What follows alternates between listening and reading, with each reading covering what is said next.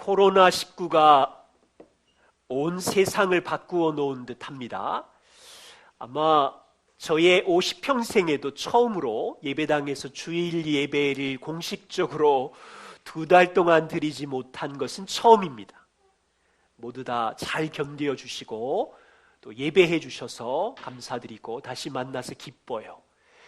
우리는 계속해서 코로나 시대를 살 겁니다. 불확실한 시대. 앞으로 제2, 제3의 코로나와 같은 불확실한 예측 불가능한 일이 밀려올 텐데 교회는, 가정은 충분히 대비하고 있어야 합니다. 최근에 송기록 목사님께서 한 아티클을 코로나 이후를 준비하는 10가지 제안을 하셨는데 그 중에 몇 가지를 소개합니다. 각 가정은 가장들이 가정의 제사장이 되어서 함께 가정 예배를 할 수 있어야 된다. 또 교회 중심의 신앙생활에서 가정 중심의 체계로 전환해야 한다. 그리고 가족 안에서의 친밀감을 높이기 위한 컨텐츠를 교회는 준비해야 된다. 그리고 많아요. 온라인 교육을 활성화하십시오. 주일 신앙을 일상의 신앙으로 바꾸십시오. 과거로부터 배우기 위하여 훌륭한 신앙 경건서적을 읽도록 하십시오. 등등 많아요. 우리 교회는 지난 2달 동안 부모님을 중심으로 흩어진 교회를 경험했습니다. 그리고 예배하고 찬양했어요. 그리고 이제 저는 개인적으로 하나님 우리 교회 안에 기본기를 세워주시고 제2 코로나가 와도 넉넉히 감당할 수 있도록 준비시켜 주심을 감사합니다. 저의 고백입니다. 이제 5월은 가정의 달인데 오늘 우리는 이제 성경의 역사 속에서 여러 곳을 찾아보면서 부모 세대에게 주신 자녀 제자와의 명령이 얼마나 중요한지, 그것이 하나님이 우리를 향하신 명령인 것을 우리 나누고자 합니다. 그래서요, 하나님의 언약을 처음 받았던, 물론 아담이 받았습니다만 이제 아브라함이 받았던 그 언약을 가지고 아브라함이 어떤 책임감을 갖고 살았는지, 그리고 이제 시내산 언약을 통해서 출애굽을 경험한 이 이스라엘 부모님들의 책임은 무엇이고 그들의 반응은 무엇이었는지, 또 2000년 전에 복음을 경험한 첫 번째 세대를 향한 부모님의 책임은 무엇이었는지를 함께 확인하려고 합니다. 그리고 오늘 우리 시대, 우리는 어떻게 대처해야 하는지 나누어 보겠습니다. 하나님께서는 아브라함에게 창세기 12장 1절과 2절에 언약을 주십니다. 잘 아시죠? 아브라함아, 내가 너로 큰 민족을 이루겠고 내게 복을 주고 내 이름을 창대하게 하면 너는 복이 될 것이다. 너를 축복하는 자에게는 내가 복을 내리고 너를 저주하는 자에게 내가 저주할 것인데 땅의 모든 족속이 너로 말미암아 복을 얻을 것이다. 어마어마한 약속입니다. 생각해 보십시오. 75세인 할아버지 아브라함에게 자식이 한 명도 없는데 아브라함에게 어떤 약속을 주시냐면, 아브라함아, 하늘의 별처럼 많은 후손을 주면 너는 큰 민족이 될 것이고, 그리고 가나안 땅을 통하여 너를 나라로 삼을 것이고, 너의 후손 중에 한 씨를 통하여 열방을 축복하는 약속을 줄 거야. 놀랍지요. 하나님은 이 언약을 창세기 12장부터 시작해서 22장까지 5번이나 하십니다. 그렇다면 이 하나님의 언약을 경험한 아브라함 부모의 책임은 무엇입니까? 창세기 18장 18절부터 19절입니다. 하나님께서 아브라함에게, 아브라함아, 너는 이제 강대한 나라가 될 거고 천하 만민은 너로 말미암아 복을 받게 될 것인데 이제 네가 할 일이 있다. 내가 너로 그로 너의 할 일은 뭐냐면 자식과 건속에게 명하여 여호와의 도를 지켜서 그들이 의와 공도를 행하게 하려고 너를 택하였나니 나 여호와는 이걸 이루게 할 거다. 보세요. 아브라함을 향한 하나님의 계획이 무엇입니까? 18절. 하나님의 계획은 이 노인네, 여러분 이 말씀이 주어진 때가 언제냐면 아브라함의 나이 99세일 때예요. 75세 때 언약을 받았고 24년이 흘렀지만 아직 가나안 땅에 땅 한 평도 없고 자녀도 아직 없어요. 그냥 약속으로만 받았는데 하나님의 계획, 어마어마한 계획은 변함이 없어요. 이 떠돌이 99세 나그네 아브라함 노인네를 향하여 나는 여전히 너를 강대한 나라로 세울 거야.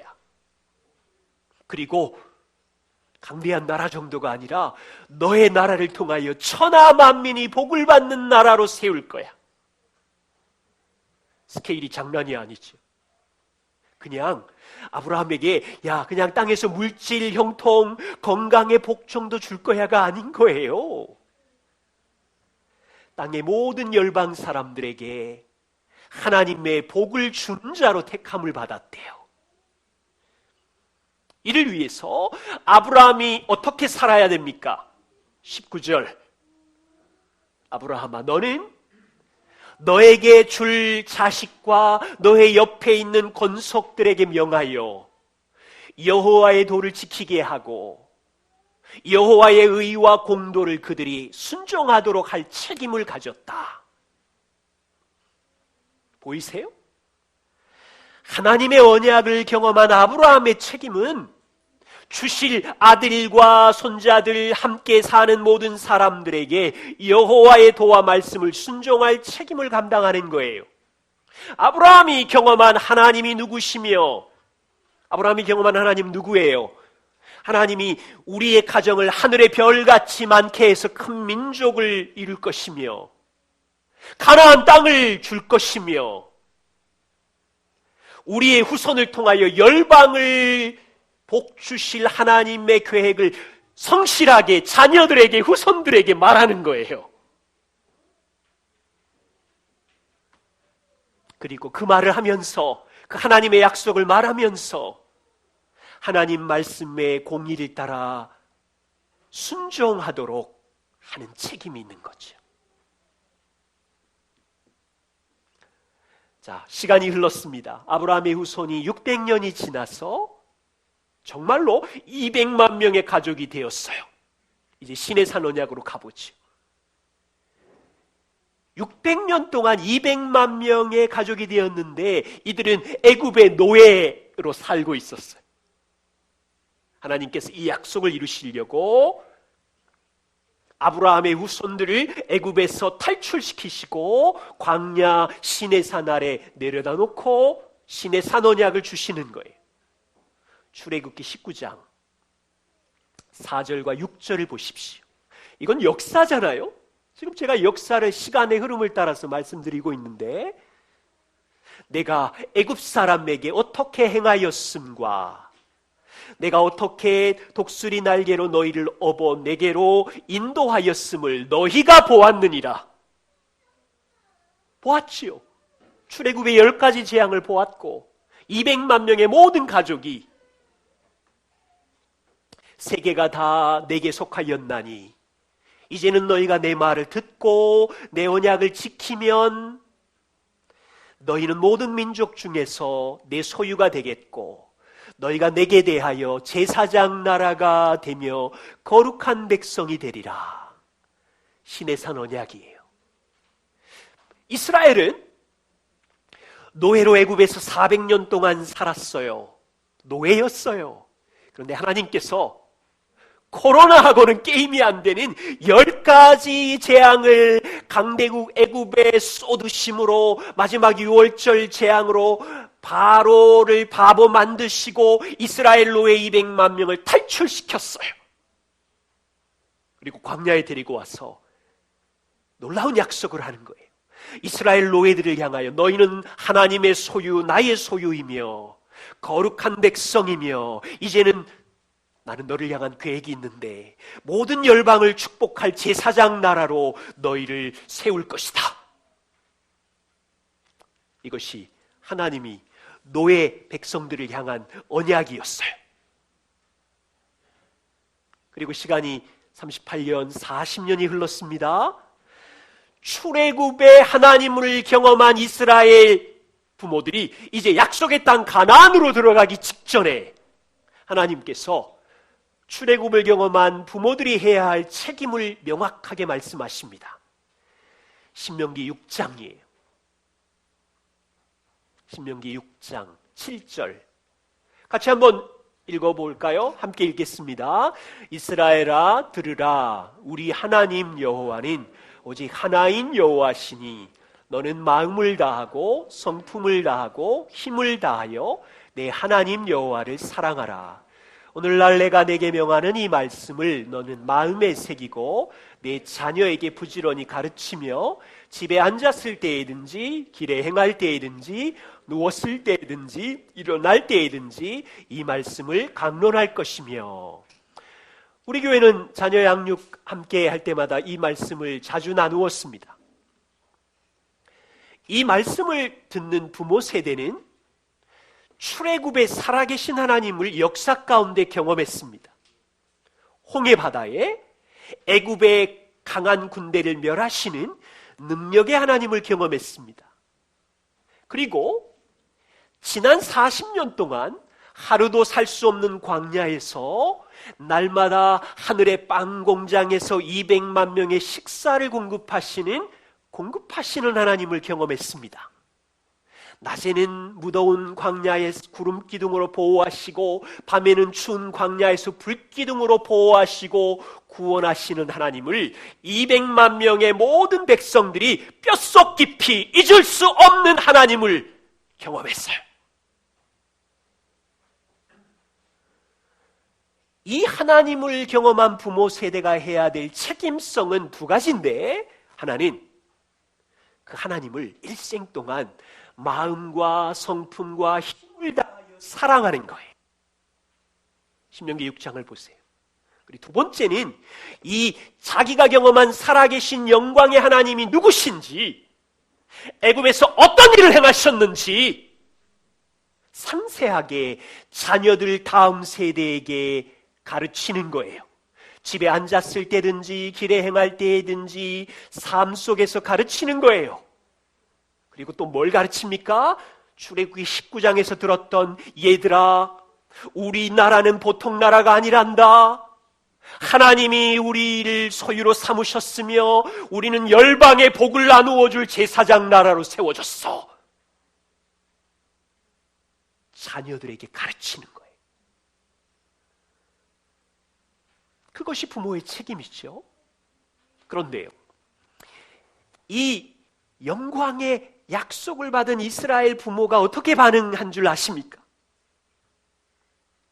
사사기 2장으로 가보세요.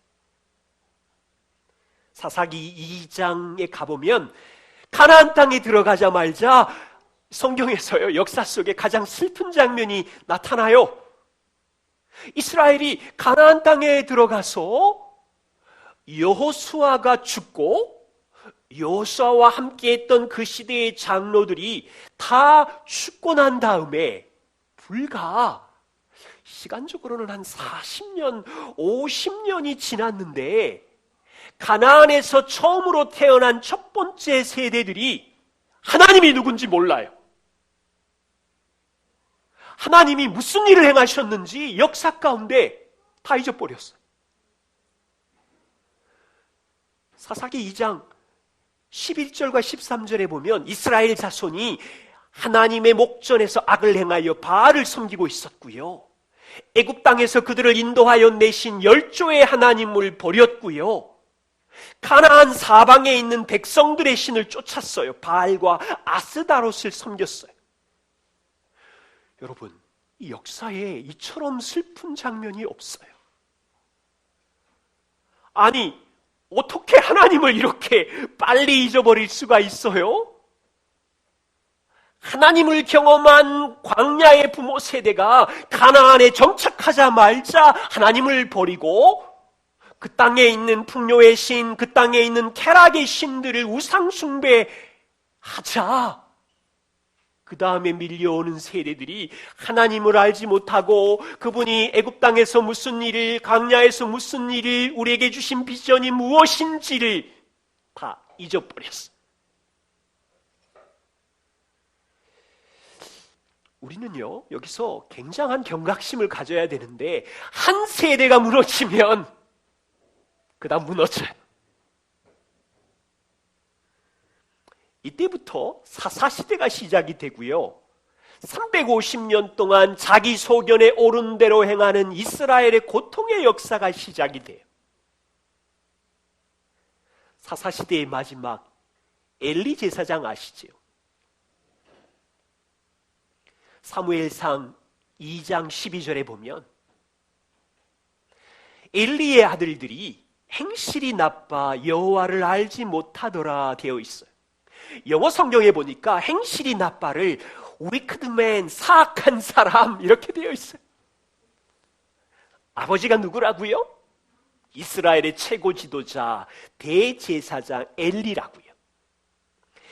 사무엘상 2장 22절에 보면 엘리 제사장이 나이가 매우 많아 늙었는데 그의 아들들이 온 이스라엘에게 행한 모든 악한 일과 해막문에서, 성전문에서 수종드는 여인들과 동침하는 것을 엘리가 들었어요. 여러분, 요즘처럼 인터넷도 발전이 안 돼 있고요, SNS 발달도 되지 않았는데 엘리의 아들들이 얼마나 사악한 짓을 했는지 온 이스라엘이 다 알아요. 성적인 타락까지. 하나님은 이 사건을 향하여 어떻게 말씀하시냐면 사무엘상 3장 13절에 하나님의 평가가 이렇습니다. 내가 엘리의 집을 영영토록 심판하겠다고 엘리에게 말한 것은 그의 아는 죄악을 인함이니, 엘리가 아는 죄악을 인함이니, 이는 엘리가 자기 아들들이 저주를 자청하였지만 엘리 아버지가 금하지 아니하였느니라. 하나님께서 엘리 집안을 심판하시는 이유는 엘리 자식의 죄악 때문이 맞지만 그 죄는 누구의 죄입니까? 아버지 엘리의 죄 때문이라고 하시는 거예요. 아들들이 죄를 범하고 있는 것을 아버지가 알고 있음에도 엘리는 자식의 죄를 허용하였고 감싸고 있었고 회피하였고 내버려 둔 죄라는 것이요. 엘리는 하나님이 주신 부모의 책임인 자녀들에게 영광의 하나님이 누구신지 그분의 말씀을 삶으로 가르쳐지 않았기 때문에 심판을 받는 거예요. 여러분, 이건 상징성이 있어요. 이스라엘의 최고 지도자 제사장 가정이 이 정도면 이스라엘의 다른 가정은 어떻겠어요? 350년 동안 자기 소견에 옳은 대로 행하는 비극의 시대를 성경은 이렇게 말하고 있어요. 시간이 좀 지났어. 통일왕국 시대의 다윗 아시죠? 찬송과 기도의 사람, 하나님 마음에 합한 다윗, 여러분도 좋아하시죠? 요즘 시편 열심히 보시면서 감동하시죠? 다윗은 다음 세대의 자녀들을 어떻게 양육했습니까? 성경을 살펴보면 다윗은 하나님의 말씀으로 다음 세대를 돌보았을까요? 역사서를 살펴보면 다윗의 아들 장남 암놈이 있어요. 그런데 여동생 다말이 이뻐 보여 동침합니다. 간음합니다. 그러자 아버지 다윗은 암놈 아들을 하나님의 말씀으로 징계하지 않고요, 내버려 둡니다. 이것을 보고 다윗의 아들 압살롬이 분노를 참지 못하고 견디지 못해서 계획을 짜고 형 암놈을 자기 손으로 죽이고 도망을 가버립니다. 이때 아버지 다윗이 어떻게 합니까? 살인자 아들 압살롬을 징계해서 나라의 어떤 본으로 삼아야 되는데, 안타깝게도 다윗은 압살롬에게 아무런 처벌도 내리지 않아요. 결국 압살롬은 아버지에 대항해서 반란을 일으키게 되고, 다윗은 비참한 아들의 반란 때문에 수도를 떠나 피신하게 되고, 결국 압살롬은 자기 신하 요압의 손에 죽게 되죠. 여전히 우리는 다윗을 향하여 찬송과 기도와 하나님 마음에 합한 사람임을 압니다. 그렇지만 하나님께서 주신, 부모에게 주신 명령을 따라 자녀들을 제자화하는 일에 실패하면서 다윗의 인생은 통곡의 눈물을 얼마나 많이 흘렸을까요? 저는요, 30대 초반에 이 문제로 신음했습니다. 한국교회가 다윗 같았어요. 믿음의 영웅 같은 이 한국교회를 볼 때 세계 역사에 우리나라처럼 빨리 숫자적으로, 건물로, 여러 가지로 이렇게 빨리 성장한 교회를 본 적이 없거든. 한국교회의 기도의 열심, 예배의 열심, 어떤 나라도 우리나라처럼 새벽에 모여서 부흥회를 하는 나라가 없고요, 어떤 나라도 우리처럼 주여 삼창하면서 기도하는 나라가 없고요, 어떤 나라도 한국 사람들처럼 열정과 충성으로 교회를 섬기지 않아요. 그런데 30대 청년 사역을 하면서 다음 세대가 급하게 무너져가는 세속화 현상을 보고 충격을 받았어요. 교회는 이제 제2 코로나가 오면서 더욱 휘청거릴 겁니다. 지금도 어려웠지만. 그렇다면 그리스도의 언약을 보시죠. 복음을 경험한 부모 세대의 책임은 무엇입니까? 첫 번째, 십자가와 부활을 경험한 부모들이 이제 오순절날 베드로가 사도행전 2장 38절과 39절에 이렇게 말합니다. 같이 한번 읽어보겠습니다. 함께 읽겠습니다. 베드로가 이르되 너희가 회개하여 각각 예수 그리스도의 이름으로 세례를 받고 제사함을 받으라. 그리하면 성령을 선물로 받으리니 이 약속은 너희와 너희 자녀와 모든 먼데 사람 곧 주 우리 하나님이 얼마든지 부르시는 자들에게 하신 것이라 하고, 베드로가 십자가와 부활 이후에 10일 동안 기도하며 오순절날 성령을 경험하고 놀라운 복음을 말합니다. 너희가 회개하여 그리스도로 인하여 모든 죄가 사함을 받았고 이제 하나님의 자녀가 되어 의롭게 되었으며 성령을 선물로 받았으며 썩지 않는 천국을 약속으로 받았다. 이 약속은 너희만 누려야 되는 약속이 아니라 너희와 너희 자녀와 너희 자녀만이 아니라 너희 먼데 사람까지 이 약속의 혜택을 받아야 한다. 보이세요? 십자가와 부활의 복음을 경험한 첫 번째 부모 세대의 책임이 무엇입니까? 이 영광스러운 복음이 모여있는 120명만 누리라고 주신 게 아니지요. 자녀들만이 아니라 멀리 있는 열방 사람까지 가는 거예요. 주님의 은혜교회 성도 여러분, 복음의 약속이 황홀하다고 인정하세요? 복음의 약속은 땅에서 형통하고 성공하는 것과는 차원이 다르다고 인정하세요?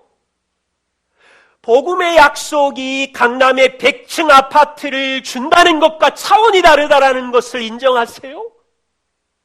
복음의 약속은 인간 역사에 누구도 해결할 수 없는 죄의 문제를 하나님의 아들이 해결하셨으며 의의 문제를 해결하셨으며 썩지 않는 천국을 선물로 주기 위하여 성령을 보내셨다는 것에 동의하세요? 그렇다면 이 어마어마한 약속을 우리만 누려야 되나요? 자녀에게, 이웃에게.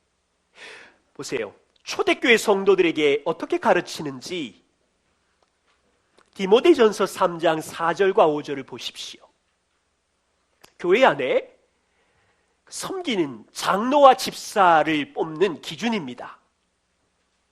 그러므로 감독은 어떤 사람이냐면 자기 집을 잘 다스리고 자녀들로 단정하게 복종케 하는 자라야 할지니 사람이 자기 집을 다스릴 줄 알지 못하면 어떻게 하나님의 교회를 돌아보겠느냐.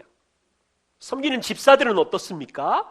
한 아내의 남편이 되고 자녀와 자기 집을 다스릴 자니 2000년 전부터 교회가 복음을 전하는 공동체로 존재할 때 교회를 섬기는 장로와 집사의 기준을 어떻게 뽑았냐면 너희 중에 돈이 많은 사람을 뽑아라.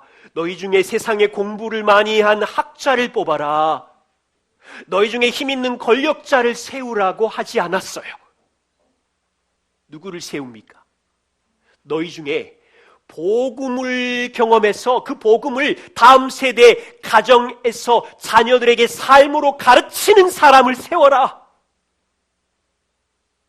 자녀들에게 하나님의 말씀이 무엇인지 그 말씀 앞에 복종하는 다음 세대를 세우는 사람을 교회 장로로 집사로 세워라. 그래야 이 복음이 오고 오는 세대에 흘러갈 것이기 때문에 여러분, 이 본문은요 단지 지도자의 자격으로 제시된 것이 아니고 교회 지도자가 본이 되어서 교회 모든 가정이 이렇게 살아서 복음을 경험한 부모가 다음 세대 자녀들에게 삶으로 제자하라는 의미가 담겨 있어요. 그럼 이제 우리에게로 돌아와야 돼요. 우리는 어떤 현실을 살고 있는지 진단해야 하고, 그렇다면 오늘 지금 거의 아브라함이니까 대체 몇 년이에요? 4000년 전부터 2000년 전까지의 몇 가지 언약을 가지고 하나님의 마음을 나누었는데, 그렇다면 이제 우리의 현실은 어떻습니까?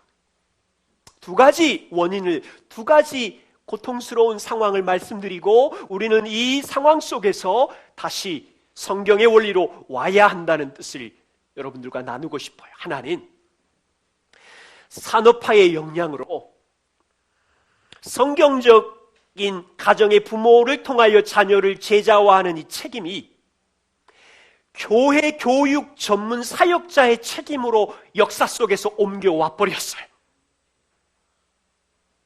1850년 이후에 미국의 산업화의 영향 때문에요, 가정에 있는 남성들이 일에 몰두하게 되었고 부모는 자녀를 제자화하는 일에 어려움을 갖게 됐어요. 막 공장이 서고 도시가 발전하니까 남자들은 공장에서 일해야 되고 사업으로 돈을 벌어야 되는 기회들이 늘어나면서 가정의 임무에 소홀하게 되게 된 거죠. 이쯤에 유행한 것이 주일학교 교육입니다.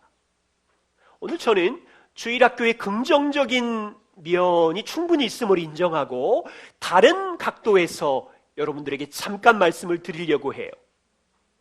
1850년경 정도의 영국에서 시작된 주일학교의 주된 대상은 일반 성도들의 자녀들이 아니었어요. 부모님들이 예수 믿지 않는 고아나 가난한 자나 교회에 출석하지 않는 부모의 자녀들을 대상으로 교회 안에서 주일학교 교육을 시작했어요. 다른 부모들은 집에서 가정에서 자녀들에게 신앙교육, 성경교리 교육을 했지요.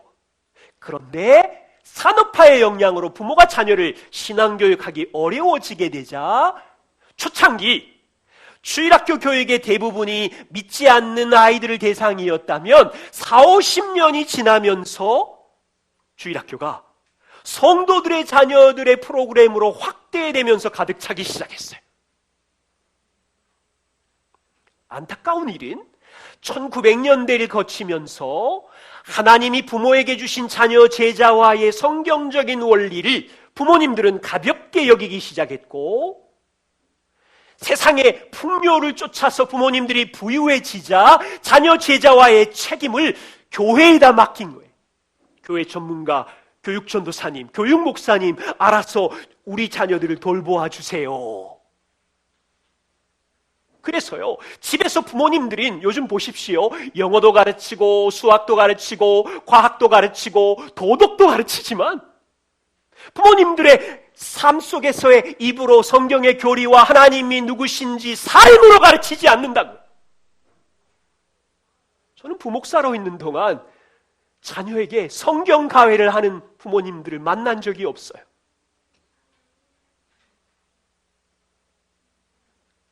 이제는 교회 주일학교 교육이 대세가 돼버렸고 자녀 신앙교육의 중심에 교육 전문가가 아니면 할 수 없게 된 비정상이 정상처럼 되어버린 시대를 살고 있습니다. 주님의 은혜교회는 코로나 사태에 어떻게 해야 합니까? 우리는 일주일에 1시간 콘크리트 교회 건물 안에서 교회 교육으로 자녀의 신앙 교육을 하는 것이 아니에요.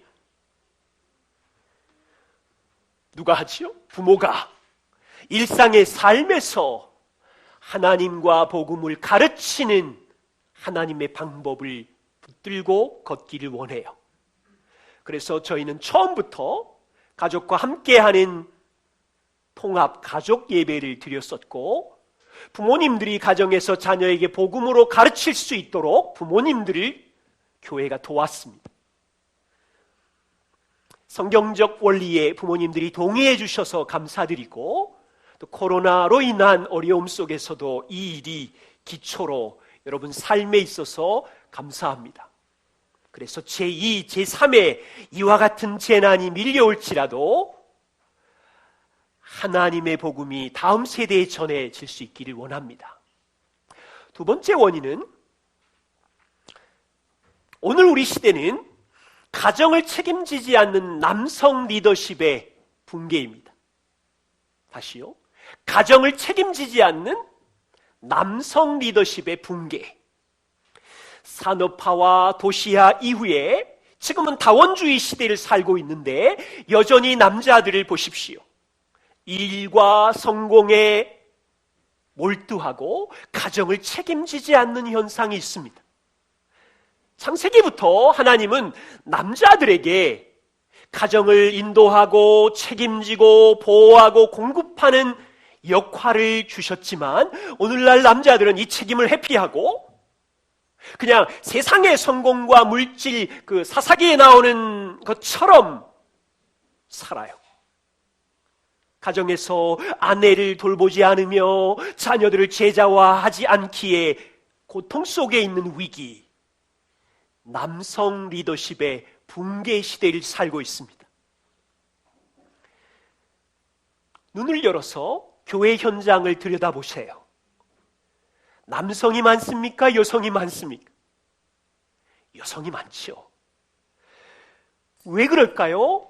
남성들은 직장의 일에 분주하기에 월화수목 금금금 일에 지쳐있지요. 집에 오면 피곤하니까 침대를 뒹굴거리며 잠을 주무셔야 되고 일어나면 드셔야 되고 틈이 있으면 스마트폰과 스포츠와 영화를 봐야 되고 교회는 남성들이 모이지 않으니까 여성을 위주로 하는 프로그램을 많이 만들 수밖에 없고 여성을 중심으로 하는 기도 모임, 여성 수요 오전 모임, 각종 성경 공부 모임을 만들며 여성을 양육하고 있는 거지요.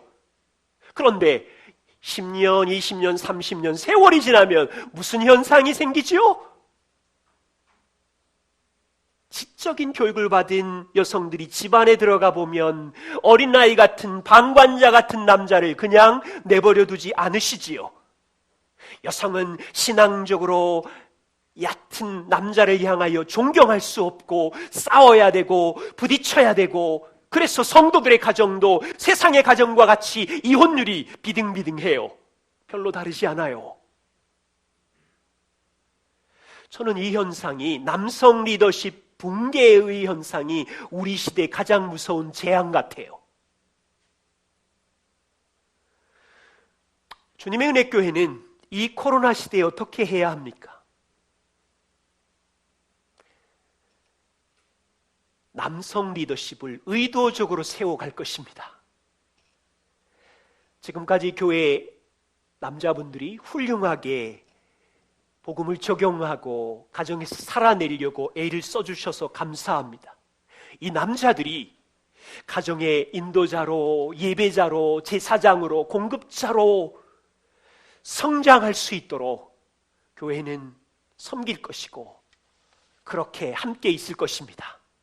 그래서 여성 여러분들께 부탁이 있어요. 남자들은 빨리 변하지 않아요. 기다려 주셔야 돼요. 여성분들은 날마다 하고 싶은 말이 많고 남편의 변화가 막 머릿속에 30가지가 있지만 참으시고 하나님께 소망을 두시고 그리고 남편을 격려하며 존중하며 기다려 주신다면 우리 남자들은 함께 성장해 갈 것입니다. 그리고 혹시 우리 중에 남편이 없는 가정도 계시고 남편의 역할을 거의 하지 못하는 가정도 있어요. 괜찮아요. 그분도 하나님께 소망을 두시고 여러분 옆에 교회 공동체가 있잖아요. 함께 배우며 섬기고 우리가 성장해 갈 것입니다. 그래서요, 앞으로 제2, 제3의 코로나와 같은 예측이 불가능한 일들이 밀려올지라도 하나님이 역사의 통치자이시며 인생의 통치자이심을 믿고 걸어갈 것이고 다시 성경의 원리로 돌아가서 복음을 경험한 부모 세대가 어떤 상황이든지 하나님을 사랑하는 것이고 이 영광스러운 하나님을 사랑하는 다음 세대 자녀들에게 삶으로 가르치는 거예요. 그래서 남자들이 일어나고 부모들이 일어나서 이것이 그루터기가 되어서 세상을 변화시켜가는 하나님의 나라를 세우는 일에 우리 교회는 여러분과 함께 할 것입니다. 그래서 천천히지만 이 견고한 뿌리를 붙들고 함께 걷기를 소망합니다. 기도하겠습니다.